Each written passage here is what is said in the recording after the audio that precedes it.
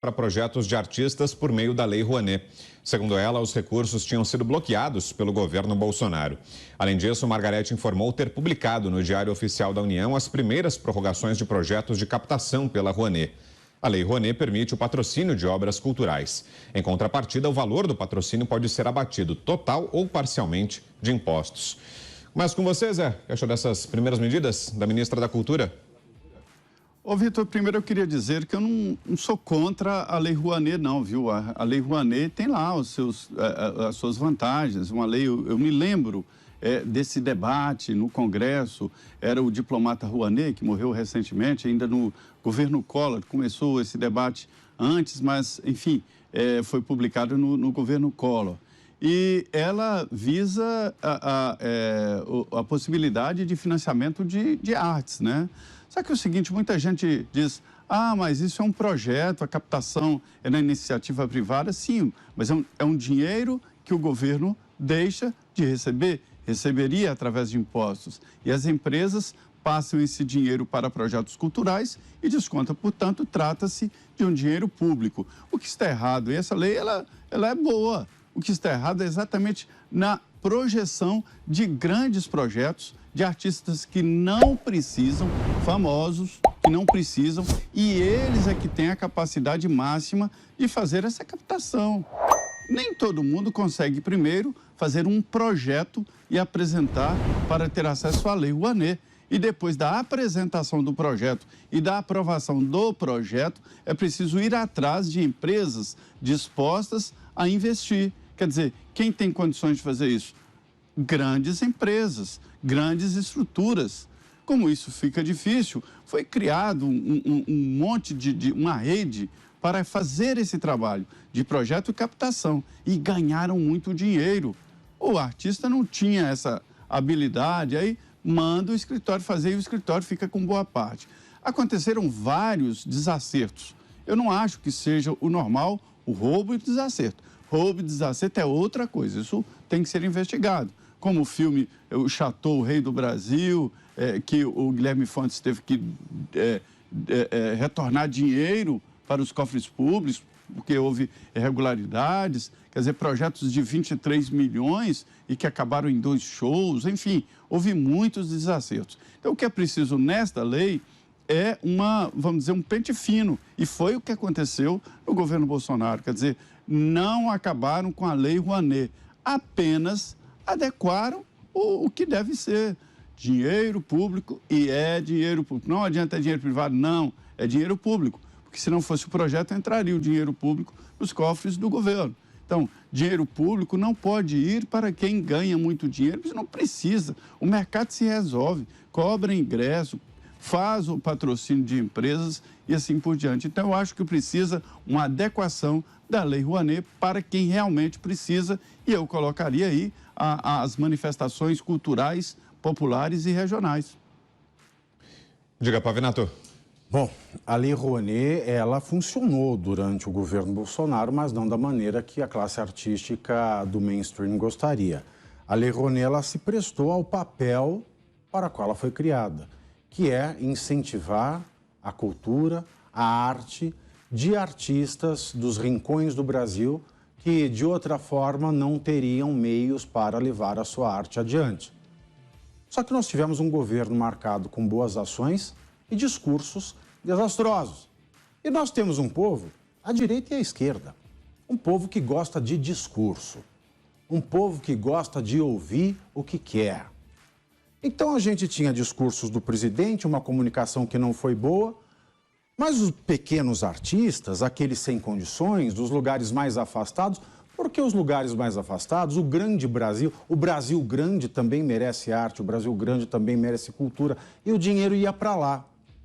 O dinheiro não ia para o grande artista, que não precisa de Lei Rouanet. O dinheiro não ia para o grande artista, que, como grande artista e grande influenciador que é um fator que gera votos ao candidato que libera, que dá a sua chancela para que o Estado faça essa renúncia fiscal com a empresa que vai patrocinar um espetáculo e ter abatido do seu imposto o valor respectivo através da Lei Rouanet. Então nós tivemos Lei Rouanet, sim, mas nós tivemos para quem precisa. E agora nós vemos a liberação de 1 bilhão. Mas é interessante notar o seguinte: 1 bilhão bloqueado da Lei Rouanet. Não nos esqueçamos que nós saímos de uma realidade pós-pandemia, não nos esqueçamos que nós saímos de uma realidade em que o Auxílio Brasil se fez essencial para que nós não tivéssemos o número que o Lula mentia de famintos no Brasil. A Lei Rouanet, ela podia esperar, afinal de contas, não tinha muito espetáculo acontecendo. E mesmo no rescaldo do ano eleitoral, falar em Lei Rouanet é uma forma de falar em abuso de poder econômico, porque, afinal de contas, o show de um artista muito popular beneficiado com a Lei Rouanet é uma forma de incentivar os fãs desse artista a continuarem com o político que incentiva esse artista. Isso é claro, mas não tem como fotografar a intenção, muito embora nós tenhamos visto isso nas audiências de custódia totalmente ao arrepio da lei com relação às pessoas que ainda estão presas em Brasília, seja com a liberdade cerceada no sistema carcerário, seja por medidas cautelares restritivas de liberdade, como não uso de redes, como tornozeleiras eletrônicas. Mas o fato é que o Brasil saiu de uma pandemia, o Brasil vacinou toda a sua população, o Brasil deu 4 doses gratuitas de vacina, o Brasil atingiu a menor taxa histórica de fome durante esse período. O Brasil teve outras prioridades e mesmo assim, quando o governo do PT chega ao Planalto, diz que o Brasil está zerado. Onde é que estava 1 bilhão de reais da Lei Rouanet? Ou era mentira que tinha só 25 mil reais no caixa do governo? Mais uma mentira? Mais uma mentira. Ou alguém achou uma maleta na rua de Brasília com 1 bilhão dentro e agora está usando para a Lei Rouanet. Baixo. Bom, a Lei Rouanet, ela serve realmente a incentivar a cultura, especialmente aqueles que não têm condições. Mas chama muita atenção que, junto com essa informação da liberação de quase 1 bilhão para a Lei Rouanet, para os incentivos da Lei Rouanet, dentre os beneficiados, que foram também divulgados, cerca de 400 e pouco, quase 500 projetos agraciados com esse benefício, nós temos alguns que não mereceriam, a meu ver, esse incentivo governamental, porque já teriam condições de subsistir com os próprios rendimentos, se assim a gente pode dizer. Por exemplo, a escola de samba Rosas de Ouro, que é do primeiro escalão de São Paulo, tem mais de 1 milhão, aliás, quase 1 milhão e 900 mil reais destinados pela Lei Rouanet. Um valor que poderia ser facilmente dividido entre muitas outras escolas de samba que precisam, sim, do investimento, enfim, do incentivo do governo para a sua existência cultural, para a divulgação de suas artes, né? Uma escola que está no primeiro escalão do Carnaval de São Paulo tem outros meios de conseguir verbas. Aliás, o Carnaval de São Paulo, depois do Rio de Janeiro e talvez junto com o da Bahia, enfim, é um dos maiores eventos de arte, especialmente arte típica, do país, que move milhões e milhões na economia. São turistas, são investidores, são patrocinadores. Enfim, a gente tem um mar de oportunidades para empresas como essa, que eu estou falando só a título de exemplo. Mas, diante desse exemplo, a gente sabe que no meio dessas quase 500, outras tantas talvez não precisariam. Será que não tem gente com mais necessidade de cultura para receber esses valores? Fica aí um alerta para a gente acompanhar. Você, Mota? Esse é um debate que nunca termina, né? Será que o governo de um país em desenvolvimento, um país que tem, segundo a ministra do Meio Ambiente, 120 milhões de famintos, será que esse país deve gastar dinheiro dos contribuintes com projetos culturais? Essa é uma pergunta. Vamos supor que a resposta seja sim, deve, claro. Então fica outra pergunta, exatamente o que é um projeto cultural? Cultura tem uma definição muito ampla, a gente podia ficar debatendo aqui a noite inteira. Além disso, tem outro aspecto.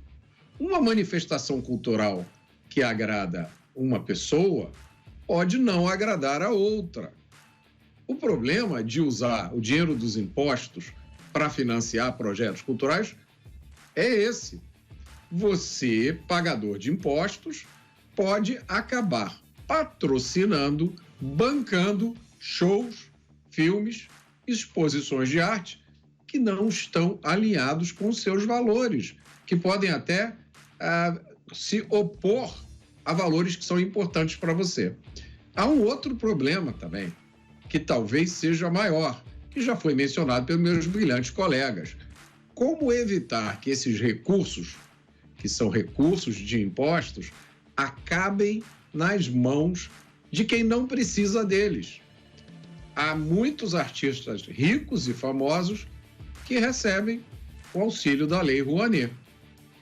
Mas esses artistas poderiam muito bem financiar seus espetáculos vendendo ingressos para os seus shows, como a maioria dos artistas fazem na maioria dos países.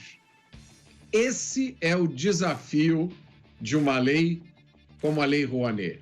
Tá? Vamos lembrar que tem uma frase famosa que diz que não importa as intenções com as quais a lei foi criada, o que importa é como ela funciona na realidade. Então, o desafio da muito bem intencionada Lei Rouanet é esse: financiar quem precisa.